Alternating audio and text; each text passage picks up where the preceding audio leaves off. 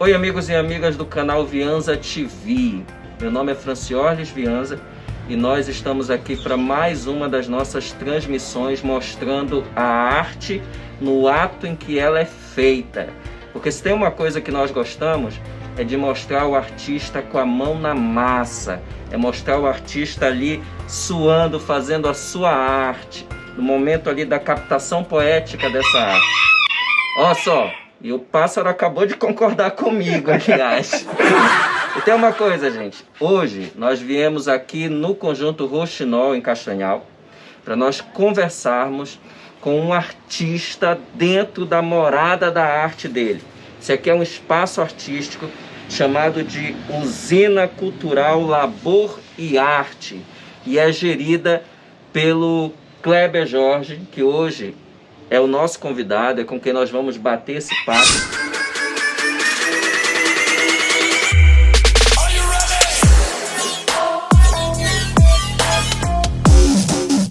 Então, Kleber, eu quero te dizer o seguinte. Primeiro, que me impressionou a tua arte desde o primeiro momento que eu tive contato com ela. E eu quis trocar essa vibe contigo porque eu percebo na tua produção artística um teor crítico que é muito importante hoje para esse tempo que nós estamos vivendo. Ó, gente, eu tenho aqui na minha mão, ó, vocês podem ver, que é um elemento artístico feito pelo Kleber. Então o Kleber, ele é multifacetado. Ele trabalha grafite, trabalha a arte plástica, e nós vamos conhecer um pouquinho da história dele e do trabalho que ele desenvolve aqui. E eu já vou começar te perguntando o seguinte, Kleber. Nós vamos chegar na tua história já já, mas nós pertencemos a um grupo de WhatsApp, onde nós estamos constantemente ali interagindo. E quando você nos convidou para vir aqui, você teve uma preocupação que você manifestou no grupo para a galera, assim, para geral. Que foi a de que o pessoal não se importasse muito com alguma desordem visual. Aí tu explicou, disse, não, gente, é porque isso tem a ver com os elementos que eu trabalho na minha arte. Eu quero entender assim, que são esses elementos e como é que tu te relacionas com eles? Bom, boa tarde a todos, né? E a questão é a seguinte, eu trabalho com artes plásticas, né? A questão de artes plásticas, ou seja, plasmar, transformar a matéria em arte, né? Fazer essa questão de harmonizar tudo que a gente está à nossa volta e em tudo a possibilidade de se fazer arte. Então, na verdade, eu reciclo praticamente tudo que está à minha volta. Tudo pode ser transformado em obras de arte. Então eu faço desde a reciclagem do papel, de elementos naturais, folhas e flores desidratadas, a questão de usar material como suporte. Você pode pegar sucata, trabalhar suporte e escultura, né? Trabalhar gravura em cima disso. Então há uma possibilidade infinita de se produzir arte, usando a criatividade e tudo que é matéria. A gente, no Brasil, a gente tem um desperdício muito grande, imenso, de matéria-prima, né? O que chamam de lixo aqui no Brasil, eu acho que 95% a 98% poderia ser reaproveitado se tivesse políticas públicas para se fazer esse aproveitamento. Tanto na questão do uso para a arte, que é uma infinidade de coisas que dá para ser reaproveitado, quanto os próprios insumos para outros fins, né, da indústria e tudo. Então a gente tem um desperdício muito grande. Desperdício de madeira, que é uma matéria-prima valiosíssima, a gente encontra madeira virando lixo. A gente encontra madeira tratada de pallets, que são madeiras que recebem um tratamento especial para não apodrecer logo e tudo, ganhar mais vida útil. E depois que são descartados, isso vira queima de panificadora e tudo. E a gente poderia trabalhar em infinidade de coisas. Material artístico, suporte para tela, suporte para pintura, móveis e várias outras estruturas que iriam até ajudar no processo de educação mesmo. E como é que tu captas esse material? Se tu vais atrás, alguém te traz, como é a captação desse material? Porque tu está falando de material reciclável, material que as pessoas jogam fora. Descartam. Como é que tu consegues esse material? Bom, eu tenho tido algumas parcerias, né? Como eu não tenho autorização das empresas para divulgar seu nome, pelo menos até então, mas tem algumas empresas parceiras que me dão esse material. E tem os amigos que disponibilizam transporte para ir buscar e tudo, porque Se eu for ter que arcar com esse custo todo, fica pesado. E aí a gente acaba inviabilizando o processo de produção, encarecendo esse processo. Então eu conto com a ajuda dos parceiros mesmo, sabe? Tanto na questão da doação, quanto no transporte. Agora, a minha vontade é que a gente pudesse trabalhar uma parceria com o poder público, né? Para a gente poder ter a gente sabe que tem coleta de lixo, que tem coleta, a gente ter um transporte que coletasse matérias-primas que pudessem ser usadas nessa questão da produção artística. Por exemplo, eu tenho um projeto chamado Projeto Brinquedoteca, que ele consiste em pegar madeira, essa madeira descartada, e trabalhar a produção de suporte para tela, de material para pintura, né? Suporte para pintura, mesa de desenho, pranchetas de desenho produzida com esse material para ser doado para as escolas. E até agora a gente não conseguiu implementar, porque falta esse diálogo, né, com o poder público, para que a gente intermedie com as empresas e conseguir as parcerias certas para fazer a coisa funcionar. O que nós sabemos, né, o que eu sinto e o que a sociedade percebe, que esses projetos que dependem desse tipo de vínculo é muito difícil de acontecer. Pelo menos até então a dificuldade é muito grande. Espero que em breve a gente consiga sensibilizar a classe empresarial e o próprio poder público para a gente começar a implementar esse tipo de política. Olha aí, classe empresarial de Castanhal, a SIC, uma boa parceria, dá para fazer, vamos pensando nisso aí. Paulo Moura, meu grande amigo, Moura, venha nos visitar. Amigo também Paulo Moura aí, que arrasa na dança da cadeira, viu os vídeos que ele posta. Kleber, quero saber o seguinte, olha, quem tá hoje na câmera, gente, é o artista Miquéias Lisboa. Daqui a pouco vocês vão conferir um tour que ele deu aqui no espaço artístico do Kleber. Eu te pergunto, Kleber, vamos voltar à essência, à origem. Como é que a arte cruza o teu caminho? Como é que tu cruzas o caminho da arte? Bom, eu cresci numa família onde o meu pai era artesão, né? Porque ele fabricava calçados e artefatos de couro. E eu cresci dentro de uma oficina de artesanato, de couro e tudo, enfim. E desde criança que eu trabalho a questão do desenho, né?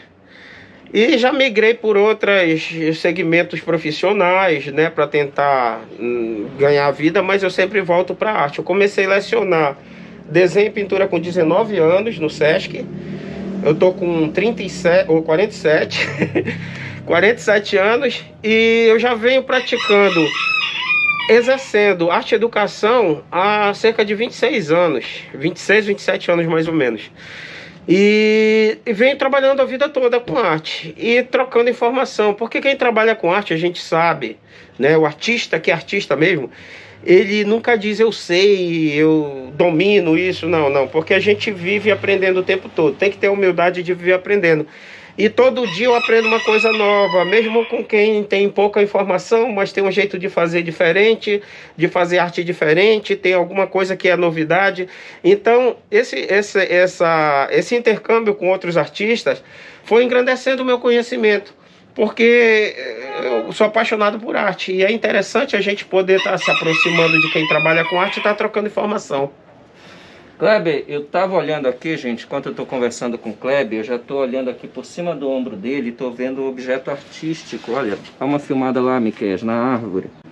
Eu posso até errar na minha interpretação, mas acho que não vou. Eu estou vendo ali a silhueta, uma silhueta feminina, de um tema que eu poderia chamar de um tema erótico. E aí, bora entrar nessa parte dos temas. Porque como artista da letra, da literatura, eu tenho alguns temas que eu sempre gosto de perseguir ali naquilo que eu produzo.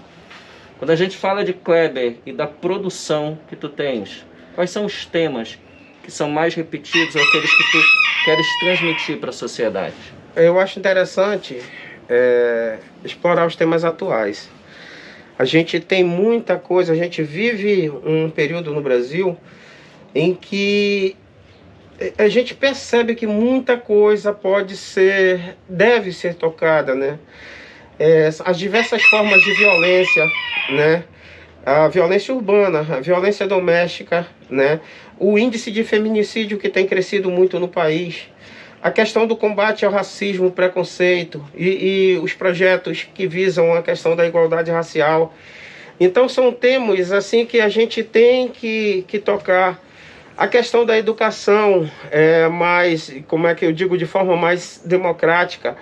Então, essa má distribuição de renda, que é o câncer social, né?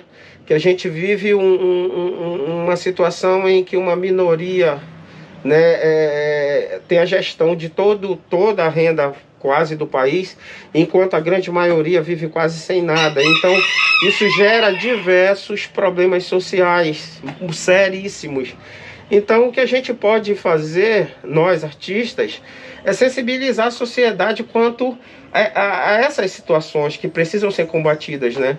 Então, os temas que eu exploro são mais voltados a essas questões sociais, que precisam ser revistas, que precisam ser combatidas, as políticas públicas de garantias de direito, né? Enfim, é por esse caminho aí.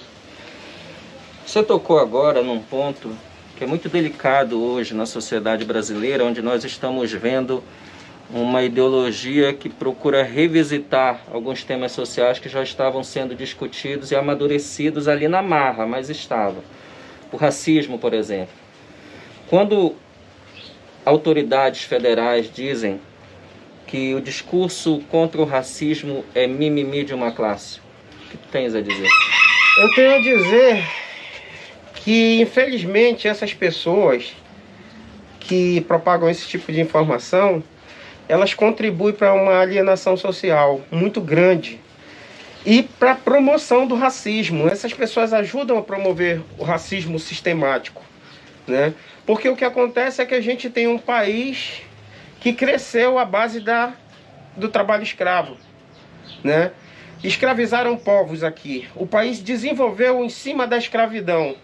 Se desenvolveu em cima da escravidão. Isso é triste porque a gente sabe que o negro só teve acesso à escola há poucos séculos aí, né? Muito depois da colonização. A gente sabe que esse acesso era limitado, só podia uma pessoa participar, um negro participar de uma classe estudantil e só à noite, porque de dia tinha que trabalhar, né? Então as desigualdades sociais sempre foram muito grandes. O negro no país passou por um processo de escravidão.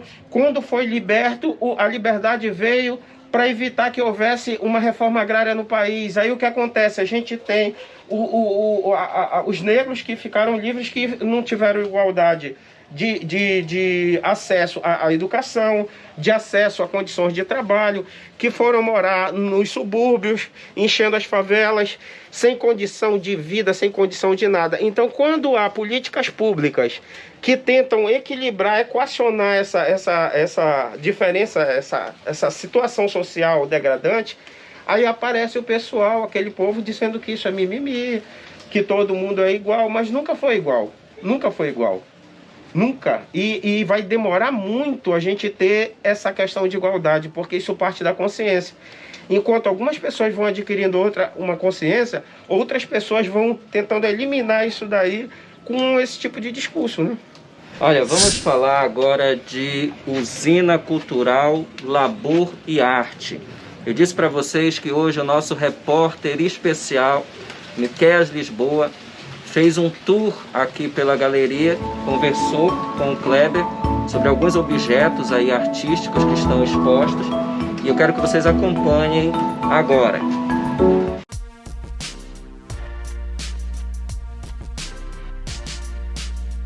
Para impermeabilizar, material feito com madeira, cipó e tudo, em vez de usar um verniz, que é um material mais perecível e ele acaba se desgastando, eu uso a resina epóxi.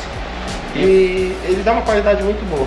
Eu observo que também reutiliza muitos materiais. Por exemplo, aqui tem esse cabeção aqui, né? Feito todo com papel de cimento. Papel saco de cimento. Saco de cimento. Saco de cimento, né? Todo, e jornal. E dá para fazer qualquer escultura, e depois resinando, ele ganha uma resistência muito grande. Agora eu gosto muito desse da Marielle aí, ó. Esse da Marielle eu acho muito bonito, esse da Marielle. Esse daqui é um trabalho de acrílica sobre... essa daqui são aqueles divisórias de pallet. Toda vez que eu vejo ele, eu me arrepio também, sabe? Porque eu vejo os fragmentos dos fios e não tem nenhuma Marielle. Eu gosto disso. As cores do Brasil sangrando. Esse material que eu uso como suporte aqui também é reciclado, que é aquelas divisórias de pallet de bebida. Eu peguei no depósito de um amigo meu, eu pedi, ele me cedeu. Então todos esses são material de Duratex, material com uma qualidade, uma durabilidade muito boa, e eu uso o reciclo para fazer os painéis. Kleber, qual é o sonho que está por trás do Labui Arte? Bom, o sonho é democratizar o acesso à Olha, arte. gente, começou a chover agora. Olha que coisa maravilhosa. O sonho é democratizar o processo de produção artística. Ou seja, trazer essa forma de produção, esse acesso à comunidade. Principalmente tirar a ideia de que arte tem que ficar na vitrine. Vamos fazer arte aqui no centro, aqui na Casa de Cultura, na Praça do Estrela, onde... Não, é fazer onde os artistas moram, onde a população precisa. É no subúrbio, onde os índices de risco social estão crescendo, né? A gente tem o domínio do tráfico, do crime organizado dentro nos locais, nos bairros mais afastados, e a ausência do Estado. A gente tem aqui no bairro do Jaderlândia mais de 33 mil votantes, né, garantindo voto, ajudando a eleger vereador, prefeito, deputado, um monte de gente aí. Só que depois que esse povo ganha, eles somem. Aqui a gente não tem o Estado, nem o município desenvolvendo ações culturais aqui para combater violência, combater a drogalização, combater a prostituição infantil, infanto-juvenil.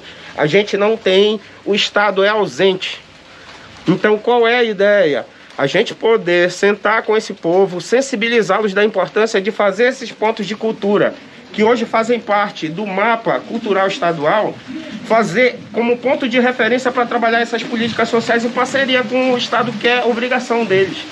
Verdade. Kleber, essa não é o primeiro espaço que eu vou chamar um espaço de iniciativa particular. Eu já estive no espaço do Teodoro Negrão. Meu amigo. Estive no espaço do Miqueias, que está aqui atrás da câmera. Meu amigo. Estou no seu e estou vendo com alegria multiplicar essas iniciativas, mas ao mesmo tempo me preocupa, porque se estou multiplicando as iniciativas individuais, significa que não tem iniciativa pública. Castanhal se ressente de locais onde os artistas possam produzir, ensinar, multiplicar a arte. Com certeza, eu digo que não necessita nem de locais onde isso aconteça. Precisava de apoio, precisa de apoio, né, financeiro, apoio econômico, apoio social, para que esses locais onde isso já vem acontecendo há muitos anos ganhem evidência. Kleber, nós sabemos que você foi aprovado na Lei Aldir Blanc, foi contemplado também pela Lei Aldir Blanc, um projeto chamado Afrografite. Eu queria que você explicasse pra gente, porque eu achei esse projeto maneiríssimo, gente. Maneiríssimo. Eu queria que você explicasse, pessoal que vai assistir, o que é esse projeto e ao que ele se propõe. Bom, o projeto Afrografite, né, ele é basicamente, a ideia básica é a gente trabalhar a linguagem do grafite, porque é uma linguagem das artes visuais que eu creio que oferece mais acessibilidade à população, por ser uma arte de rua. Então o transeunte, a pessoa que está circulando por ali, ela pode observar e ver e tá essa proximidade com a arte. Não é aquela arte que fica exposta nos salões, então é uma arte acessível, né? Acessível até demais para toda a população. Então a ideia é aproveitar essa linguagem que está próxima do povo para falar sobre algo que está dentro da sociedade, da comunidade, que é a questão do enfrentamento ao racismo, as diversas formas de violência social, mas principalmente uma das violências que causa uma ferida difícil de sarar, que é a do racismo, do preconceito. Então, a gente trabalhar imagens que traduzam mensagens em combate a esse tipo de postura, de conduta, né? Que é tão deplorável e que causa tantos problemas para as boas relações sociais. Então, a ideia do projeto Afrografite é trabalhar imagens que passem uma mensagem de combate ao preconceito, ao racismo, e a gente trabalhar a possibilidade, porque o projeto ele tem uma certa limite de valor, e a gente sabe que para produzir grafite o material é caro e tudo, Eu tenho uns parceiros aí que a gente vai ter que fazer remunerados também. O projeto é curto, o valor, mas a gente conseguir fazer isso daí, usar como pontapé inicial para buscar apoio com empresas, indústrias no município, para continuar produzindo mais imagens e ideias dentro dessa temática e de outras temáticas após a contrapartida com o SESC. Tens alguns locais já em vista, assim, aqui nós vamos fazer o desenho, a arte. Como vai ser essa escolha dos locais onde vai o projeto? Bom, inicialmente a proposta seria aberta às escolas públicas.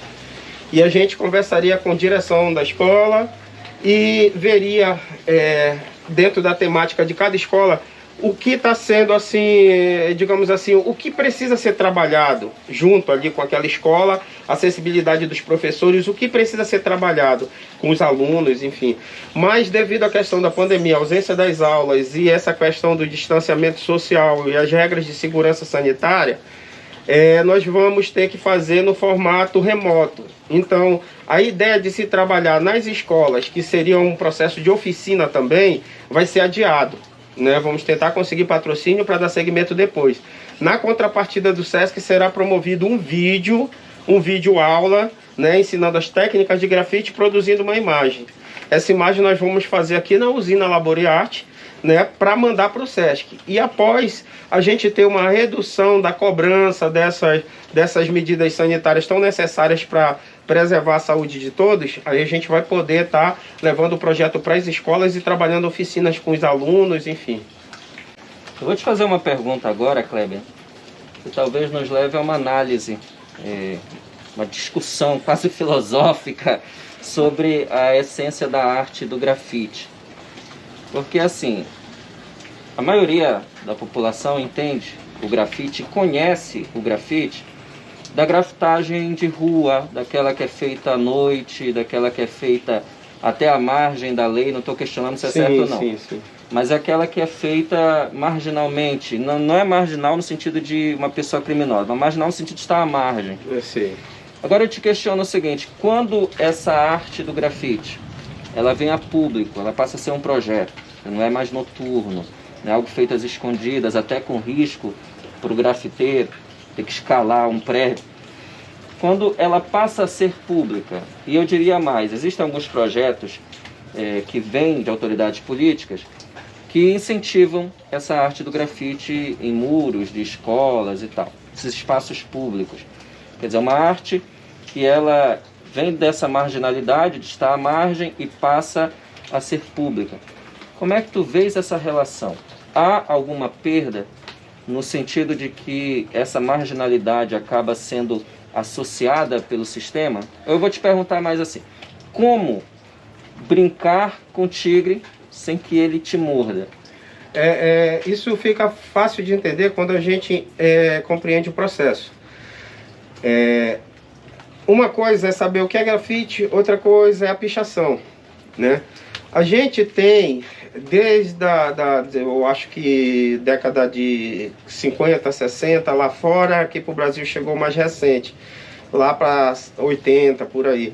Então, as pichações, elas serviam, para demarcar certos territórios, para demarcar, digamos assim, as gangues que comandavam determinados espaços, e tinha aquela coisa de um fazer em cima do nome do outro e tal, para mostrar autoridade. Então tinha toda essa questão voltada à transgressão, à criminalidade, enfim. O grafite, ele trabalha na contrapartida a isso daí. Outra coisa, você pega alguém que tem habilidade de pichar, por exemplo, de fazer aquelas marcas, aquilo demonstra que a pessoa tem uma ótima, excelente coordenação motora para desenhar, e tal, com a técnica do spray, o jato de tinta.